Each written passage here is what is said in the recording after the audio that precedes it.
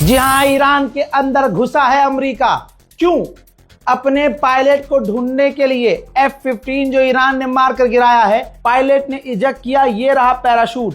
Iran के अंदर ही वो कहीं गिरा है और पैराशूट उसका नजर आया है, और इसका मतलब ये है कि ईरान में ही वो कहीं ना कहीं छिपा हुआ है अमेरिका का पायलट। लेकिन ईरान ने कहा है कि हमने उस पायलट को पकड़ लिया है, लेकिन अभी तक ईरान ने ना फोटो जारी किया है, ना कोई और वीडियो दिखाया है, सिर्फ बयान दिया है।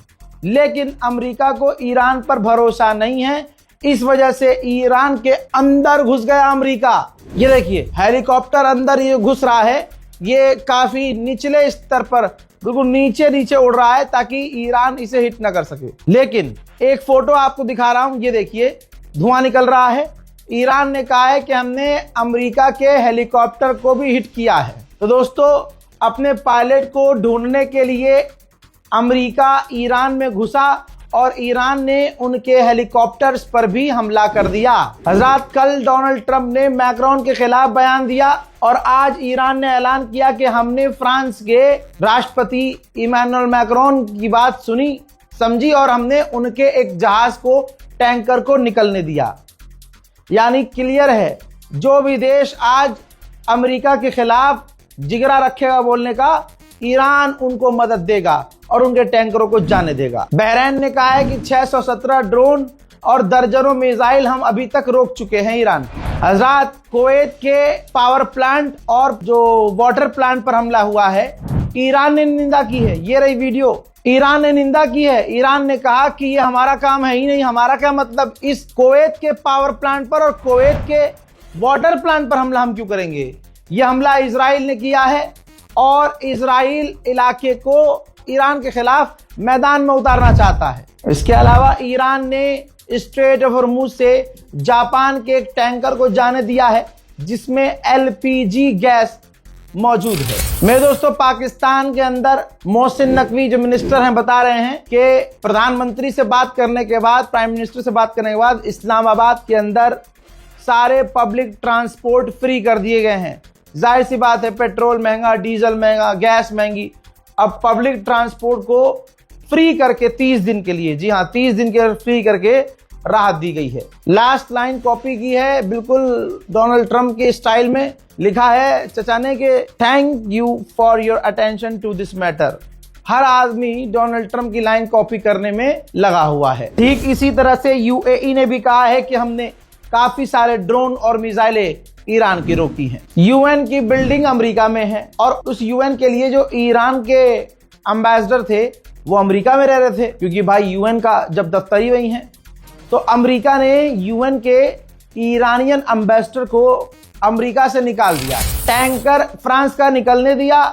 फ्रांस के राष्ट्रपति ने फिर से ईरान के ही थोड़ा सा मोहब्बत में पक्ष में बयान दे दिया, कहा कि हाँ, हम ये मानते हैं कि ईरान की रिजीम बुरी है, लेकिन क्या उन पर हमला करना सही है, या हमला करके आप सही कर सकते हैं। आप देखो इराक में क्या हुआ, आप देखो लीबिया में क्या हुआ, उन पर हमला हमने किया, लेकिन क्या 20 साल बाद भी हमें कुछ वहां हासिल हुआ।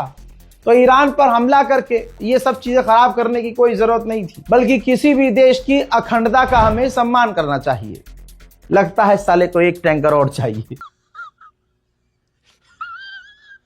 हजरात, इराक से ईरान की तरफ जमीनी रास्ते से आम लोग ट्रकों पर मदद लेकर जा रहे हैं। देखिए,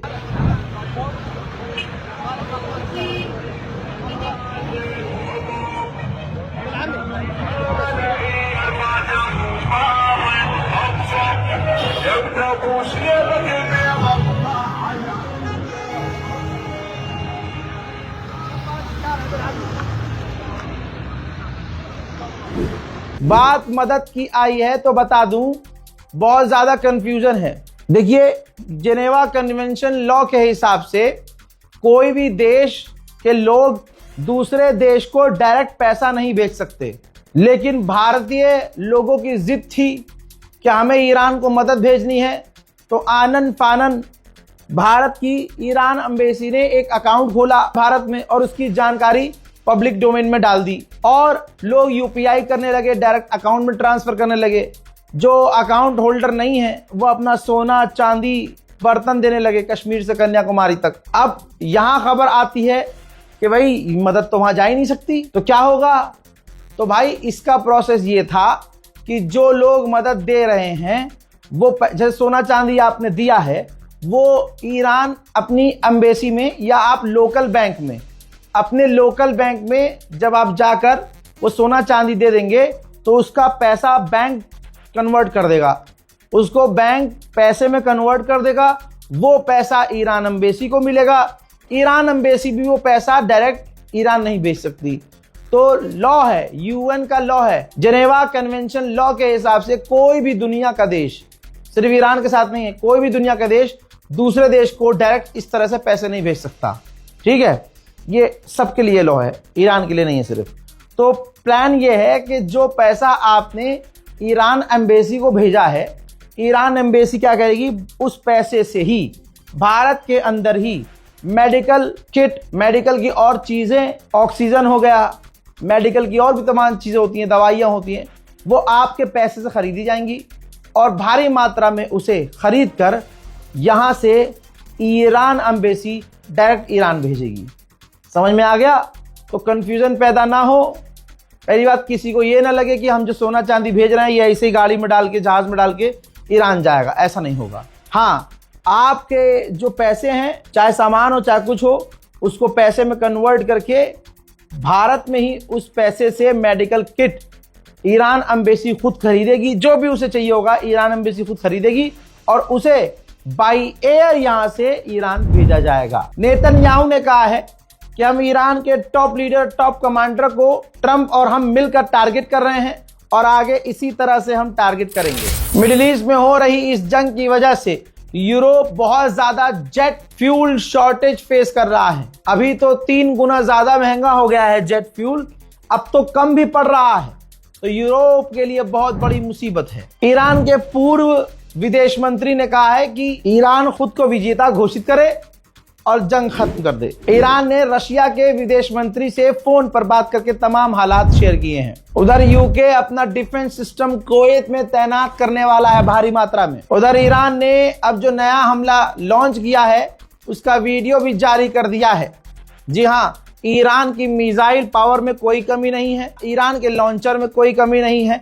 ईरान लगातार दुश्मन पर इसी तरह से हमलावर है। मेरे दोस्तों, ऑस्ट्रेलिया मिडिल ईस्ट में अपनी फौज तैनात करने के लिए भेज रहा है। ऑस्ट्रेलिया पहले से उसकी फौज वहां मिडिल ईस्ट में कई जगह मौजूद थी, लेकिन वो अब फौज वहां बढ़ा रहा है, अपनी तैनाती बढ़ा रहा है। ईरान के ऊपर अभी भी 2 तस्वीरें हैं, एक MQ-9 रीपर और एक F-35 उड़ता हुआ दिख रहा है।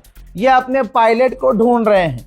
इनको लग रहा है कि पायलट इनका ईरान के चंगुल में नहीं आया है, अभी उसे ढूंढा जा रहा है। देख लीजिए। मेरे दोस्तों, फिलहाल के अपडेट में इतना ही। इस रिपोर्ट को शेयर कीजिएगा, अपनी दुआओं में याद रखिएगा, चैनल को सब्सक्राइब कीजिए और दूसरों से भी चैनल सब्सक्राइब करवाइए। जय हिंद।